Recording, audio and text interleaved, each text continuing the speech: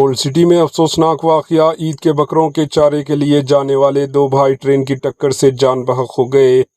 ریاست تلنگانہ کے دارالحکومت شہر حیدرآباد کے یاقوت پورہ میں ایک افسوسناک واقعہ پیش آیا، جہاں عید کے لیے لائے گئے بکروں کے چارے کے لیے گھاس کاٹنے کے دوران ٹرین کی ٹکر سے دو بھائی جان بحق ہو گئے۔ ریلوے انسپکٹر کے مطابق 26 سالہ محمد شہاب الدین اپنے چھوٹے بھائی 21 سالہ محمد فیضان الدین کے ساتھ پیر کے روز یاقوت پورہ اور اپوگڑا ریلوے اسٹیشنوں کے درمیان ایک درگاہ کے پاس گھاس کاٹ رہے تھے۔ اس وقت وہاں سے گزرنے والی ٹرین نے انہیں ٹکر مار دی، جس کے نتیجے میں دونوں بھائی موقع پر فوت ہو گئے۔ محمد شہاب الدین الیکٹریشین کا کام کیا کرتے تھے، جبکہ فیضان ویلڈنگ کے پیشے سے وابستہ تھے اور دونوں اپنے خاندان کا سہارا تھے۔ ان کے والد کمال اپنے جوان سالہ بیٹوں کی اچانک موت پر زور و خطار سے رو رہے تھے۔ ان کا غم دیکھ کر موقع پر موجود ہر شخص کی آنکھیں نم ہو گئی۔